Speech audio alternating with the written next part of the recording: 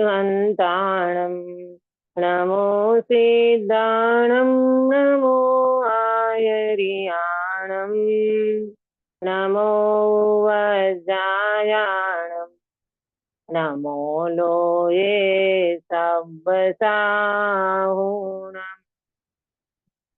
मंगलमय मंगल करण गीतराज विज्ञान नमो ताहि जाते भये अरिहंतादि महा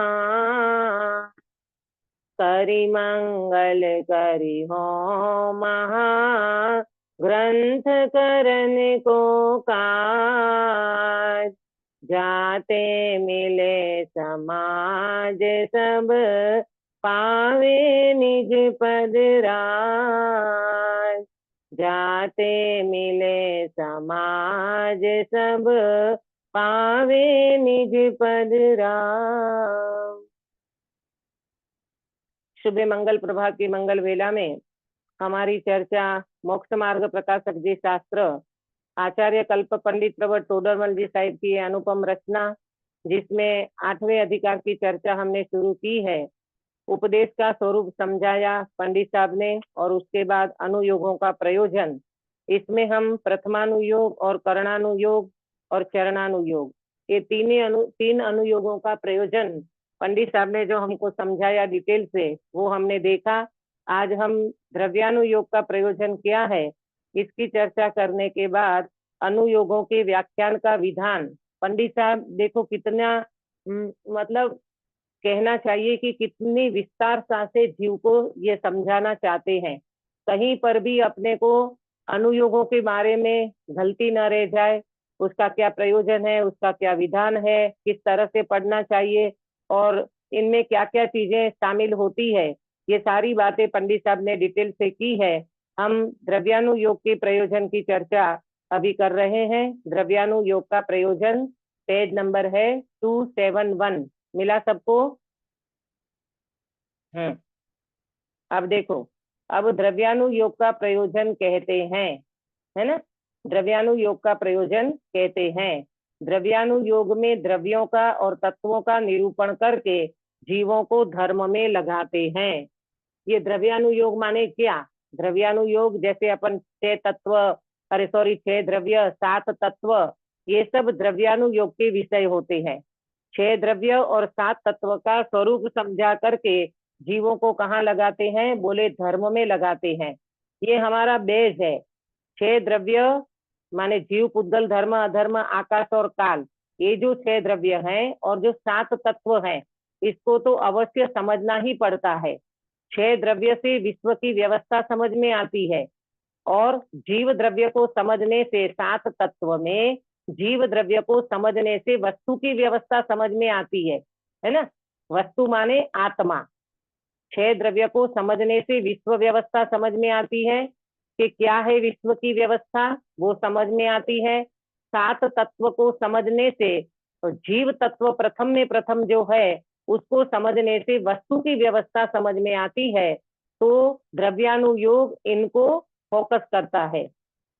जो जीव जीवादिक द्रव्यों को, वो तत्वों को नहीं पहचानते, आपको पर को नहीं जानते, उनने हेतु दृष्टांत युक्ति द्वारा और प्रमाण नय आदि द्वारा उनका स्वरूप इस प्रकार दिखाया है जिससे उनको प्रतीति हो जाए।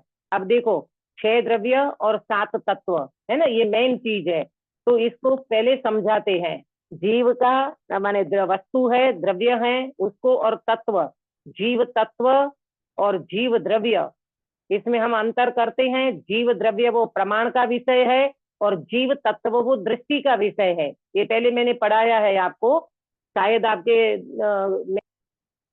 नोट कर लेना। जीव तत्व वो दृष्टि का विषय है और जीव द्रव्य वो प्रमाण का विषय है। प्रमाण के विषय में क्या आता है?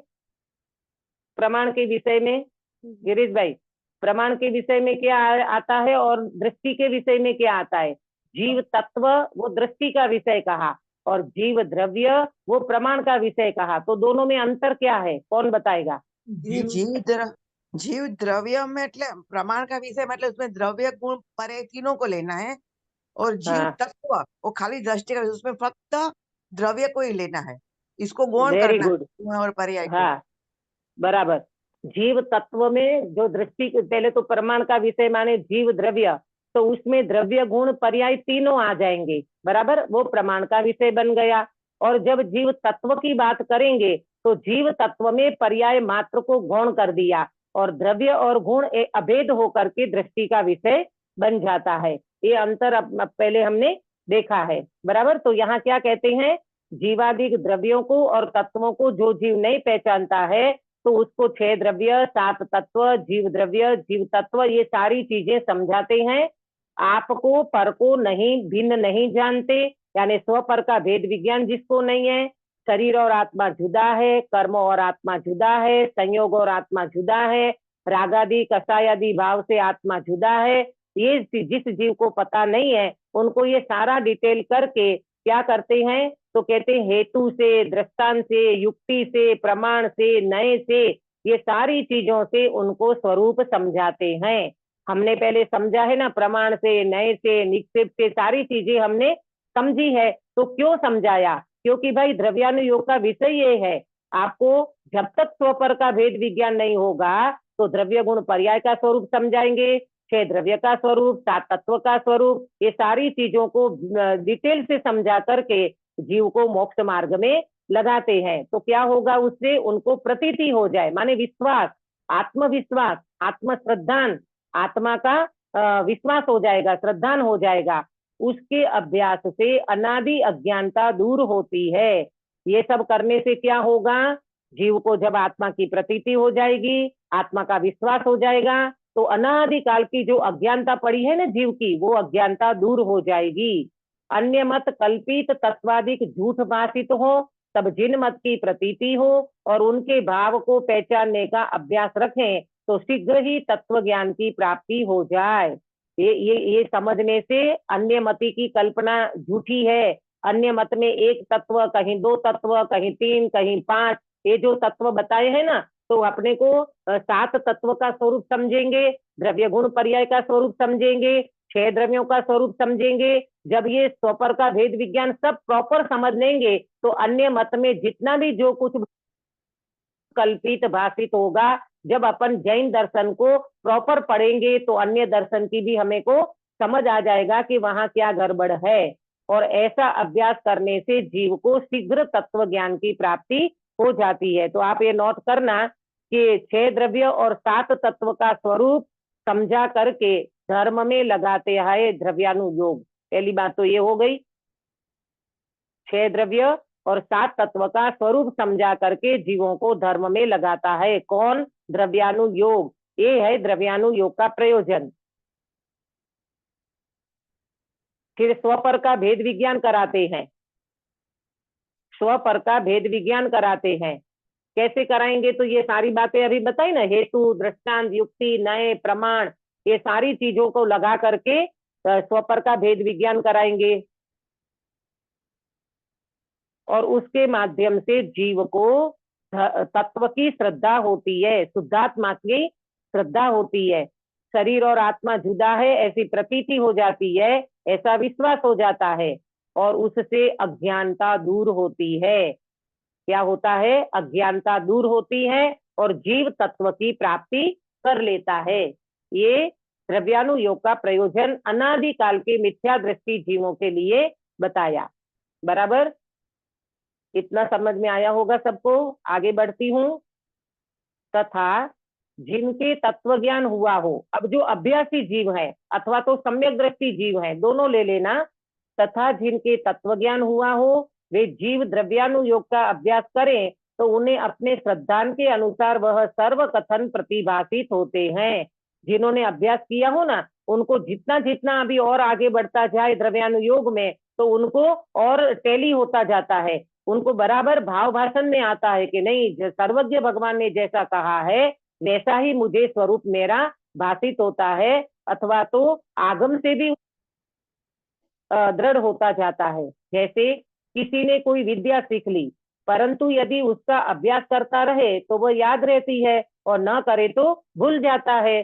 जैसे अपन 10 साल पहले कोई शास्त्र पढ़ा हो और फिर हमने छोड़ दिया, तो अब कोई पूछे कि भाई उस शास्त्र में क्या आपने पढ़ा था, क्या आता है उसमें, तो अपने को याद नहीं रहता, क्योंकि हमने उसके बाद कभी उसको दोहराया नहीं है। कल हमने बताया था ना, कोई भी चीज को दोहराना पड़ता है, उसकी पर्यटना चाहिए, उसको बार बार याद करना होता है। जैसे कल बताया कि गाड़ी सीख लिया और फिर छोड़ दिया, बस सीख करके तुरंत छोड़ दिया और 10 साल तक गाड़ी नहीं चलाई, तो वो क्या करेगा, एक्सीडेंट ही करेगा, चलाना नहीं आता। प्रैक्टिस चाहिए, हर चीज में हर चीज की प्रैक्टिस चाहिए।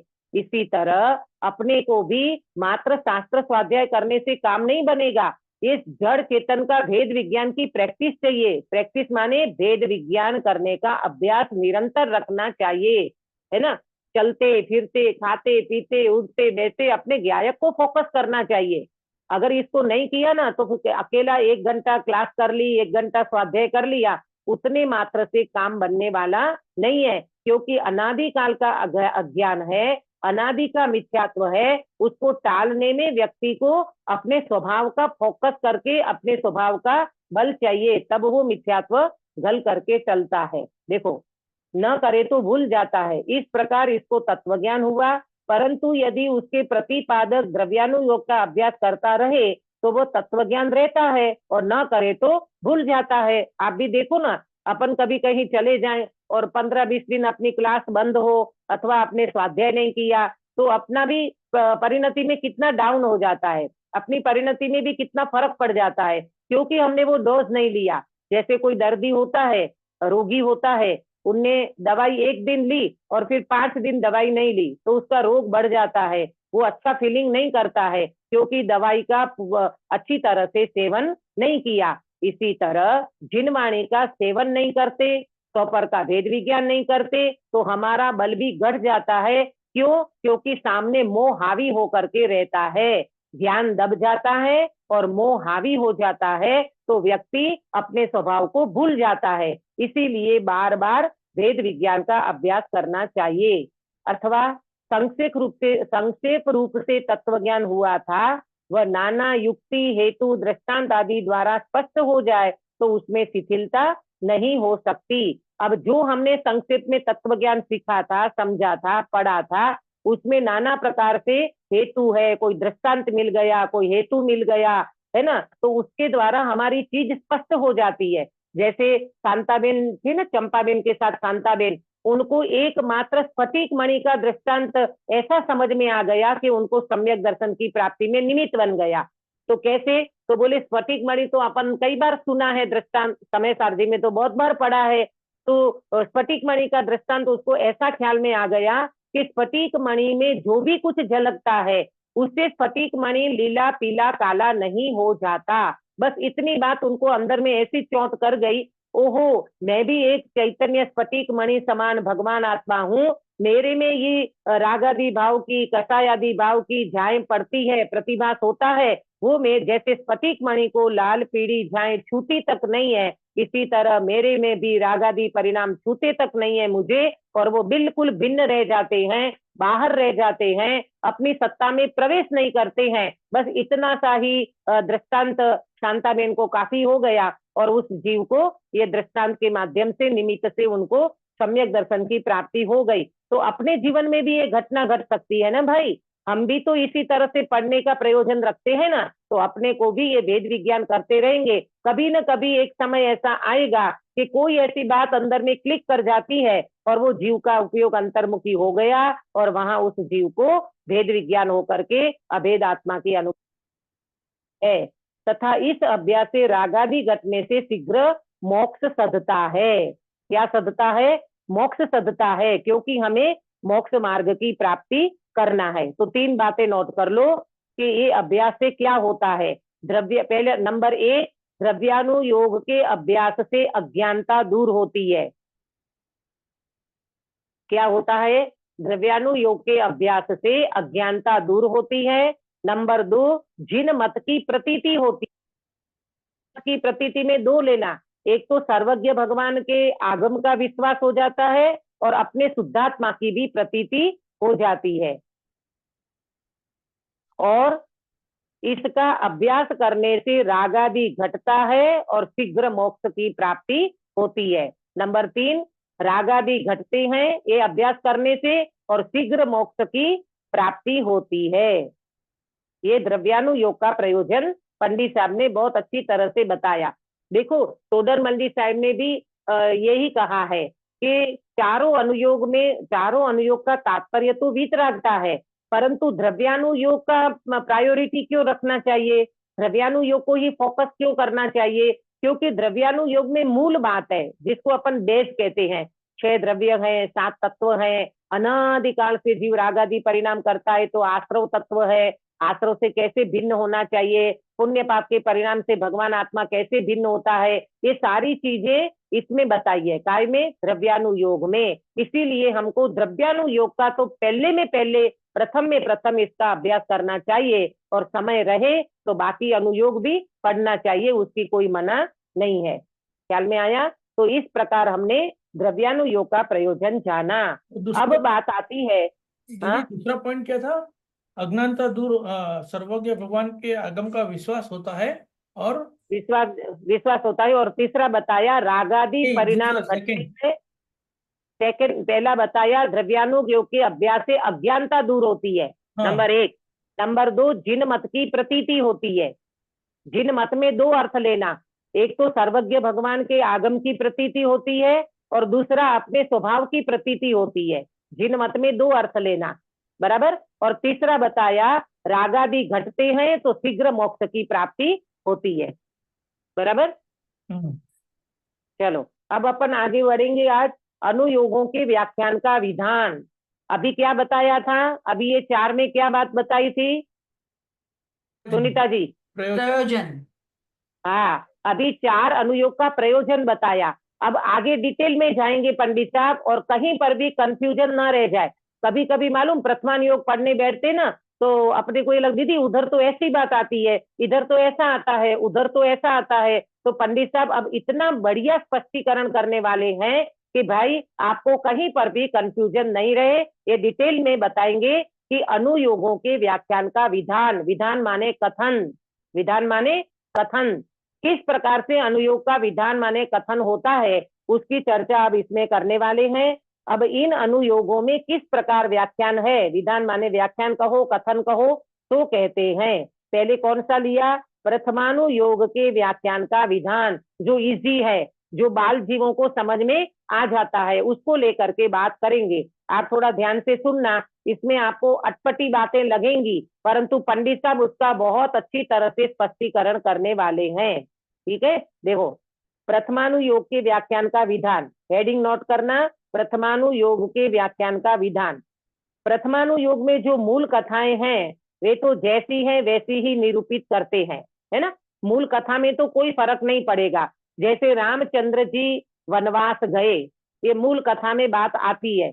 अब वो मूल घटना तो जो घटी थी वही घटी थी, तो पंडित जी कहते हैं मूल बात तो वैसी है वैसी निरूपित करते हैं, तथा उनमें प्रसंगोपात व्याख्यान होता है। वह कोई तो ज्यों का त्यों होता है और कोई ग्रंथ कर्ता के विचार अनुसार होता है, परंतु प्रयोजन अन्यथा नहीं होता। गिरीश भाई इस चीज पे फोकस करना कि देखो आज कोई एक घटना घटी, सपोज करो कोई एक एक्सीडेंट की घटना घटी और वहां 4 व्यक्ति खड़े थे, तो 4 व्यक्ति अपने अपने हिसाब से बात करेगा ना। हर कोई व्यक्ति एक घटना एक बताएगा कि यहाँ एक्सीडेंट हुआ था। अब आपको पूछा गिरीश भाई बताना वो एक्सीडेंट में क्या क्या हुआ था, तो आप अपने विचार से बताओगे, सुनीता जी आप अपना विचार रखोगे, मैं मेरा विचार रखूंगी, काश्मीरा बेन अपना विचार रखेंगे। तो 4 व्यक्ति के प्रसंगोपात बात अलग आ सकती है, परंतु घटना जो घटी थी ना उसमें कोई फर्क नहीं पड़ने वाला है। इसका मतलब क्या हुआ? प्रयोजन में बिल्कुल फर्क नहीं पड़ता, प्रसंगोपात कथन में कुछ फर्क पड़ सकता है, वो एक अलग बात है। देखो उदाहरण देते हैं, पेज नंबर 272 मिला उदाहरण। जैसे तीर्थंकर देवों के कल्याणकों में इंद्र आए, है ना। भगवान के कल्याणक होते हैं ना, कितने कल्याणक होते हैं अक्सा बेटा?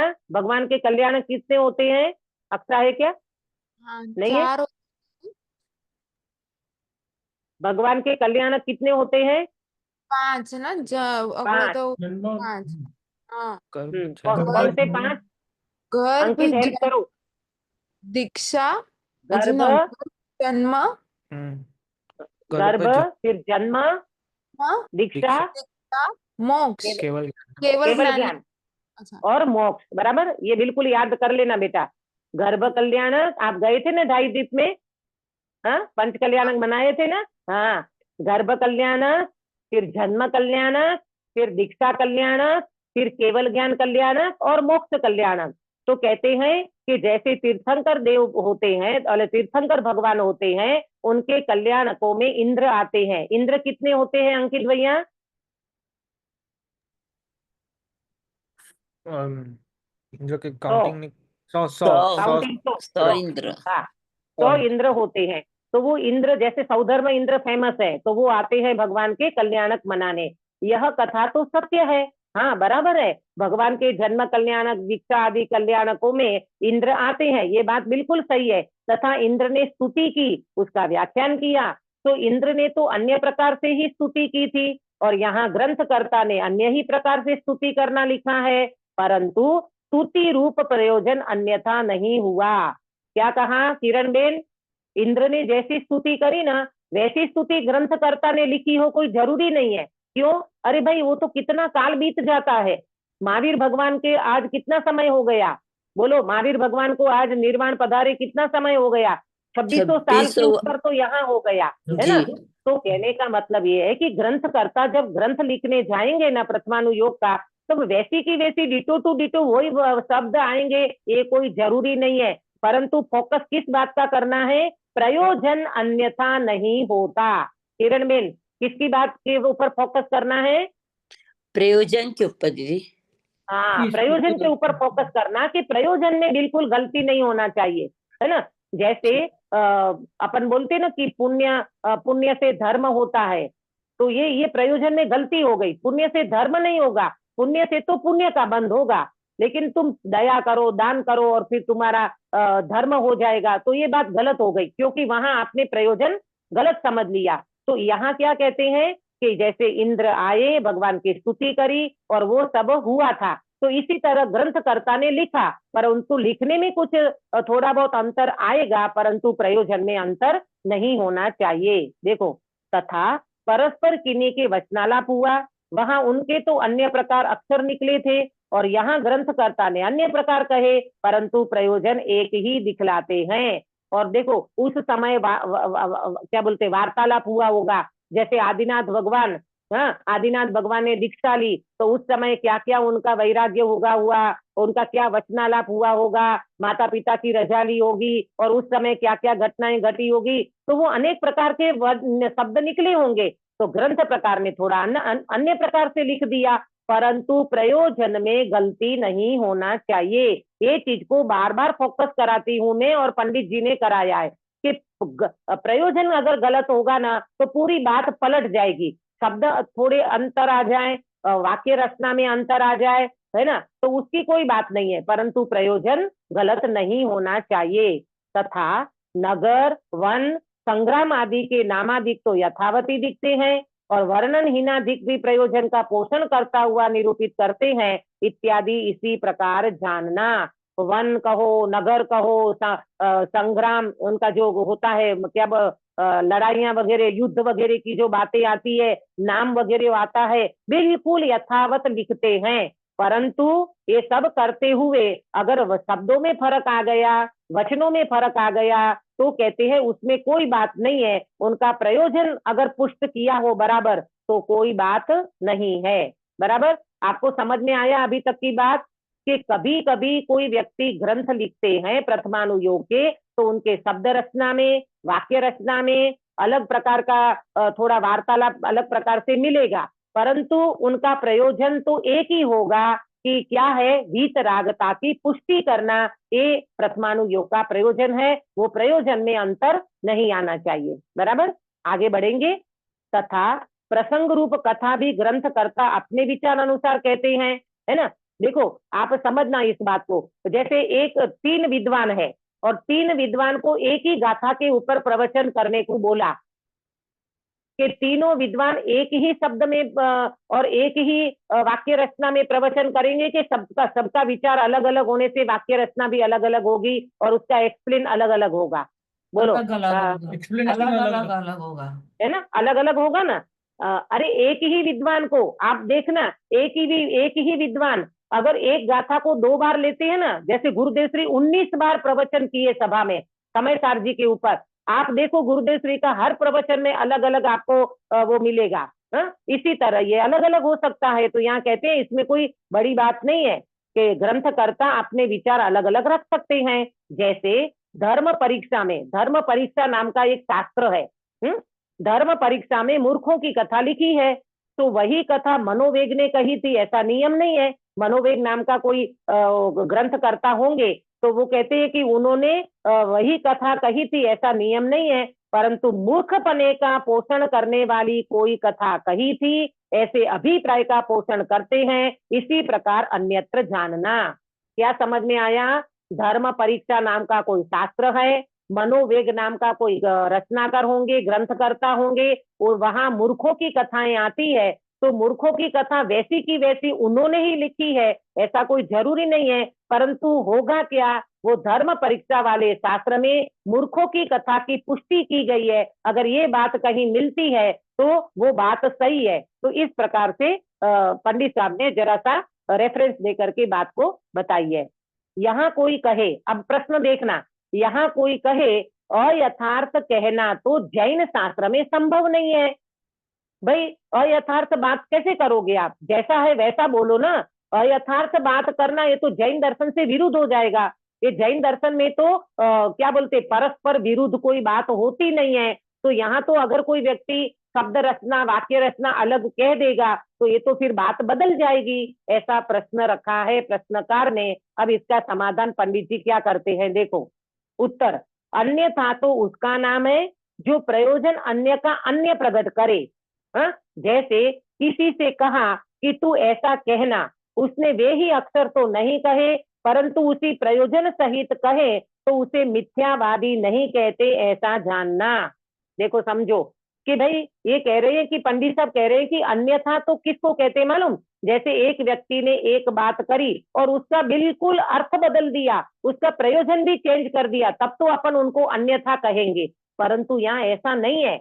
यहाँ किसी व्यक्ति ने कोई बात को रखा, वो बात को रखने में उनके विचार, उनके शब्द, उनकी वाक्य रचना भले अलग अलग प्रकार से बनी, परंतु प्रयोजन उनका अन्यथा नहीं है, तो वो बात को अन्यथा नहीं कहेंगे और उनको अयथार्थ भी नहीं कहेंगे, उनको मिथ्यावादी नहीं कहेंगे।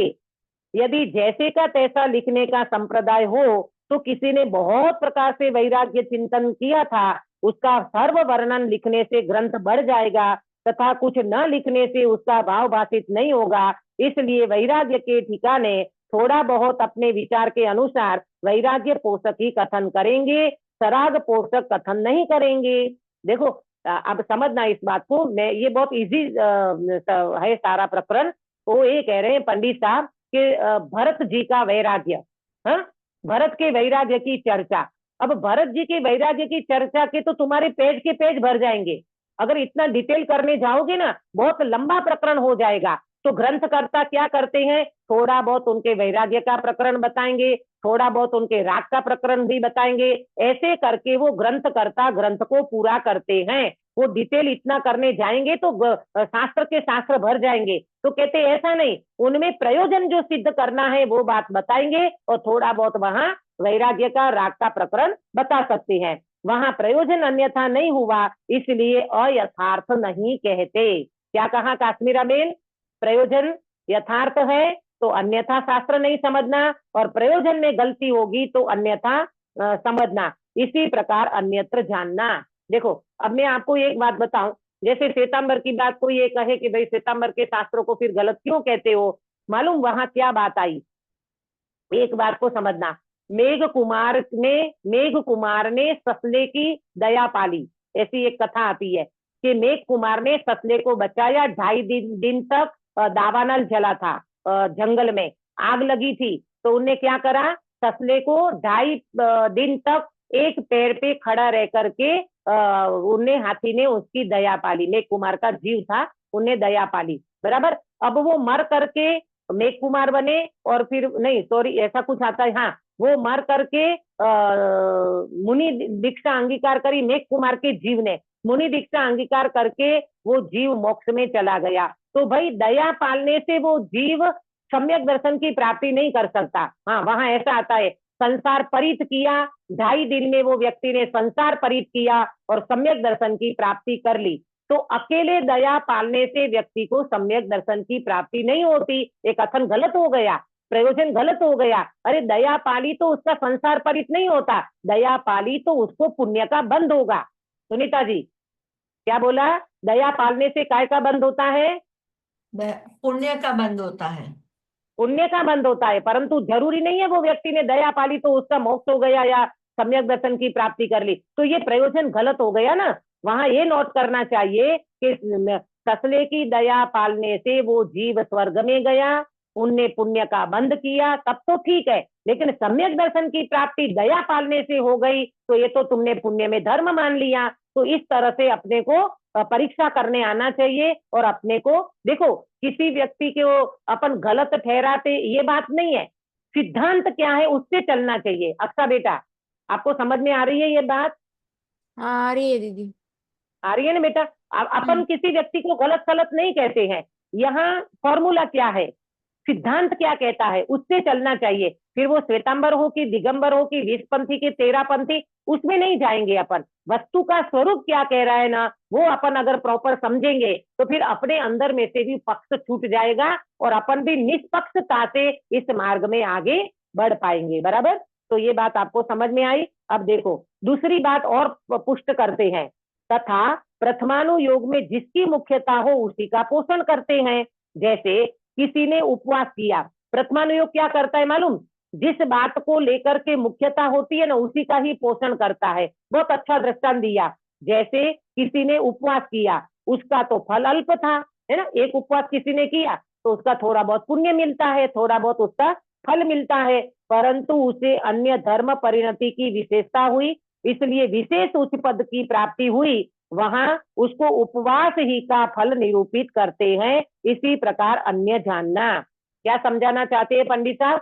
कि किसी एक व्यक्ति ने उपवास किया, बराबर, और वो उपवास का थोड़ा बहुत उनको फल मिला है, वो फल मिला उसको, परंतु अन्य भी उनने धर्म आराधना की है ना, स्वाध्याय किया होगा, चिंतन मनन किया होगा, और भी कुछ किया होगा, उनने पूजा पाठ किया होगा। तो ये सारी चीजें भी उनने जीवन में की है और उसके वजह से उनको उच्च पद की प्राप्ति हुई। परंतु यहाँ किस बात को फोकस करके वो बात कर रहे हैं? उपवास का फल मिला। समझे? उपवास के ऊपर फोकस किया। हालांकि उपवास का फल तो थोड़ा बहुत था, लेकिन बाकी की जो धर्म आराधना की थी ना, बाकी का जो धर्म अनुष्ठान किया था ना, उससे उनको उच्च पद की प्राप्ति हुई है। परंतु प्रथमानुयोग कोई एक चीज को फोकस करके बात करता है तो उनने उपवास की बात को फोकस करके उनको फल मिला, ऐसा करके उनको उच्च पद की प्राप्ति हुई, ऐसा कथन भी आपको मिलेगा। बराबर? आप कंफ्यूजन नहीं करना। अरे दीदी उनको तो उनने तो देखो, एक बात ऐसी आती है, मैं आपको बताऊं अभी तो आपको क्लियर हो जाएगा। जैसे जैसे रावण नरक में गया, क्यों क्योंकि क्यों गया? सीता को उन्होंने हाँ, है ना, ये बात को अपन फोकस करते हैं कि उनने सीता का किडनैप किया था, है ना, सीता के प्रति कुदृष्टि करी तो वो रावण नरक में चला गया। ठीक है, अच्छा, अब शास्त्र में नरक में जाने का कारण क्या बताते हैं काश्मीरा बेन? नरक में जाने का रीजन, नरक में जाने का कारण ये तो ठीक है, ये इसकी बात छोड़ो। आगम में तो बहुत अलग प्रकार से बताया है नरक जाने का कारण। किसी को पता हो तो बताओ। मैंने बहुत हिंसा आदि और भाव एकदम नीच होते हैं तो हाँ, सप्त अरे विषयगत याग, सप्त व्यसन का सेवन आरम करने परिग्रह। वाला, बहुत आरम समारम करने वाला जीव नरक में जाता है। ठीक है, तो यहाँ तो रावण ने सीता के प्रति कुदृष्टि करी है। ठीक है, अब सुनना, मेरा दृष्टांत मैंने पूरा नहीं किया। अब देखो, एक बात को फोकस करके बताया कि रावण नरक में क्यों गया, तो बोले सीता का किडनैप किया, सीता के प्रति कुदृष्टि करी। अब दूसरी बात, मधु राजा करके एक राजा हो गया, वो मधु राजा ने अपने जीवन में व्यभिचार किया, बहुत व्यभिचारी जीव था वो।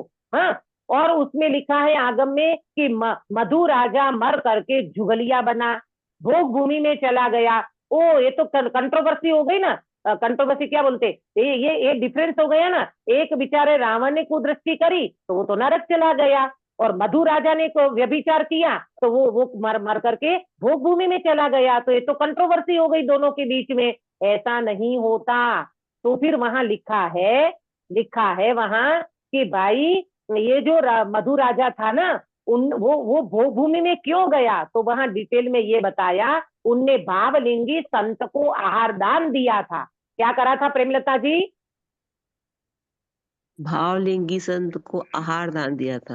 हाँ, भावलिंगी संत को आहार दान दिया था, जिसके कारण वो भोग भूमि में चला गया, नहीं तो व्यभिचार उसको कहाँ का कहाँ ले जाता। तो ये सारी बातें कहाँ कौन सी चीज को फोकस करके बताते हैं वो अपने को समझना चाहिए। तो पंडित साहब ने यहाँ पर ये उपवास का फल बताया कि वो उपवास करने वाला व्यक्ति उपवास करके उच्च पद की प्राप्ति की। हाँ बोलो, कोई प्रश्न पूछ रहा था? हाँ, तो विभिचार का अभी उनको कोई परिणाम नहीं हुआ होगा। नहीं मिला होगा ना। तो देखो हाँ। क्या होता है अक्सर बेटा, देखो जिंदगी भर किसी व्यक्ति ने व्यभिचार किया, परंतु अंत में वो व्यक्ति का परिणाम बदल गया और गति का बंध बाद में हुआ हो, तो वो व्यक्ति का पूरा परिणाम सुधर सकता है। अंजन पर चोर, ऐसा भी तो होता है ना, तुरंत का तुरंत हर चीज का तुरंत ना मिले और उसके बाद मिले। कि यानी अभी तो दोनों पर चीजें हैं। जैसे सीता दोनों, सीता को उन्होंने मुनि जी के बारे में कुछ बोला था, इसके लिए कब जाके उनको ऐसा हुआ, दूसरे ही भाव में हो, जरूरी नहीं है ना परिणाम, हाँ यानी उसका देखो फल। बेटा, इसमें ना, इसमें कर्मों का बहुत कुछ उथल पुथल हो जाता है। अगर उस जीव ने, इसमें आता है मधु राजा की उसमें, कि बहुत सारे जीवन में ये सब परिणाम किए और बाद में वो जीव को इतना पश्चाताप हुआ और सम्यक दर्शन की प्राप्ति, मोक्ष में चला गया, मोक्ष में चला गया। ऐसा भी हो सकता है। ये तो आपके परिणाम और अभिप्राय के ऊपर आधार है, जरूरी नहीं है। एक अंतर्मुहूर्त, गौतम स्वामी को देखो ना बेटा, इंद्रभूति गौतम स्वामी, एक अंतर्मुहूर्त में कैसी योग्यता बदल गई, गंधर बन गया। गंधर, एक मिथ्या दृष्टि जीव, घोर मिथ्या दृष्टि, ग्रहित मिथ्या दृष्टि जीव, एक अंतर्मुहूर्त में कैसी योग्यता बदली कि वो भगवान के गंधर बन गए, है ना। तो ये तो कर्म, ये तो सारे परिणाम और अभिप्राय का खेल है, परिणाम और अभिप्राय का खेल है। और आप जो सीता की बात कर रहे हो ना, तो कर्म पूर्व के भी उदय में आ सकते हो, जरूरी नहीं है। हाँ, ये जरूरी नहीं है, वही मैं परंतु बोल रही हूँ। हाँ, हाँ, कि उनको भी तो बाद में आ सकते हैं ना कर्म उदय में, कि वो भले अभी के अभी उनका भाव लेकिन खराब नहीं हुआ हो, बाद में हो।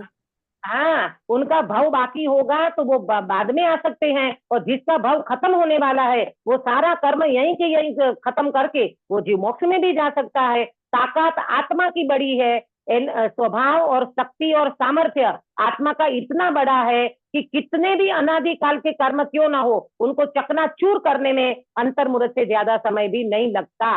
ये बात को समझना चाहिए। यहाँ जो बात चल रही है वो फोकस करने की बात है, कि कोई एक क्रिया को फोकस करके प्रथमानु योग में बात की जाती है, ये अपने को समझना है। तथा जिस प्रकार किसी ने सील आदि की प्रतिज्ञा दृढ़ रखी है और नमस्कार मंत्र का स्मरण किया, वह अन्य धर्म साधन किया, उसके कष्ट दूर हुए, अतिशय प्रकट हुए, वहां उन्हीं का वैसा फल नहीं हुआ है, परंतु अन्य किसी कर्म के उदय से वैसे कार्य हुए हैं, तथापि उनको उन सीलादिक का ही फल निरूपित करते हैं। देखो, किसी व्यक्ति ने सील का पालन किया अपने जीवन में, और भी बहुत धर्म साधन किए, उससे उनके कष्ट दूर हुए हैं, उनसे उनकी तकलीफें दूर हुई है, परंतु कहाँ क्या जाएगा, एक फोकस किस पे किया जाएगा, उनने सील का पालन किया।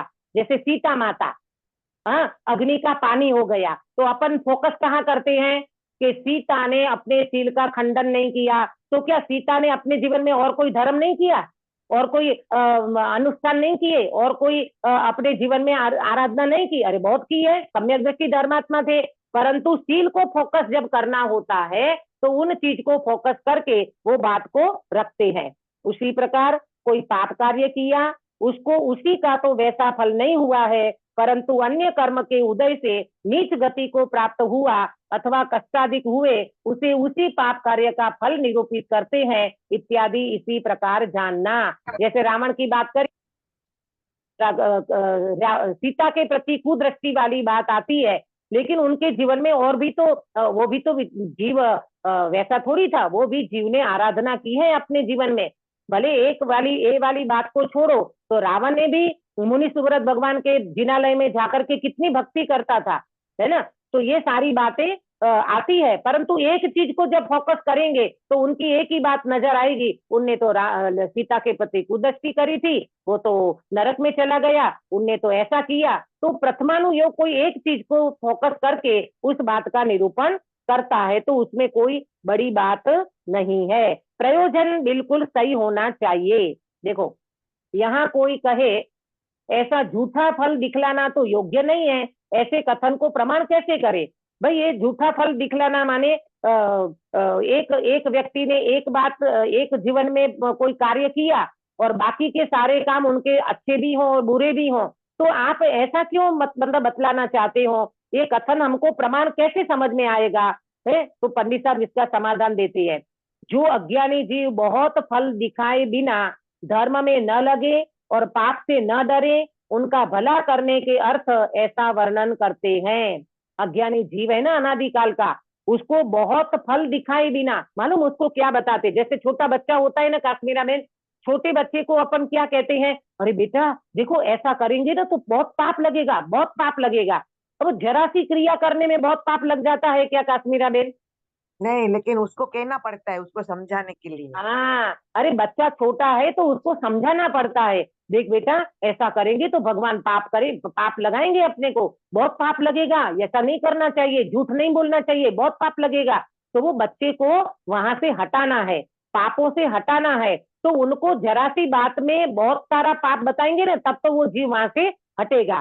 तो ऐसा वो सामने वाले जीव का भला करना है, हित करना है, तो ऐसा वर्णन होता है, उसमें प्रयोजन में कोई गलती नहीं है, तो वो बात को बुरा नहीं मानना चाहिए।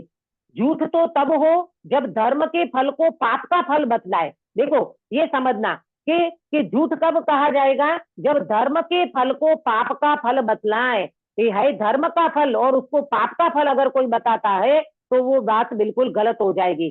पाप के फल को धर्म का फल बतलाए, परंतु ऐसा तो है ही नहीं। जैसे 10 पुरुष मिलकर कोई कार्य करे, वहां उपचार से एक पुरुष का भी किया कहा जाए तो दोष नहीं है। बोलो, 10 व्यक्ति ने मिलकर के कोई एक काम किया, जैसे ये पंच कल्याणक वगैरह होते हैं ना, तो एक व्यक्ति ने करोड़ों रुपये का दान दे दिया, एक व्यक्ति ने पूरा पंच कल्याणक कराया है, तो अपन क्या कहेंगे? फला भाई के निमित्त से पंच कल्याणक सार्थक हो गए। तो मुझे बताना गिरीश भाई, ये एक ही व्यक्ति ने पंच कल्याणक में पूरा आयोजन किया था, जितनी गतिविधि चली वो एक व्यक्ति ने किया कि सब मिलकर के किया था? और सब मिलकर बहुत बड़ी टीम रहती है। बहुत बड़ी टीम रहती है, परंतु नाम एक व्यक्ति का दे दे तो कोई गलत नहीं है। क्यों? क्योंकि उन व्यक्ति ने करोड़ों रुपया खर्च किया है और पूरा उनने अपने तन मन धन लगा दिया, परंतु एक व्यक्ति का नाम देने में कोई बुरा नहीं है, उनके निमित्त से पूरा पंच कल्याणक हो गया।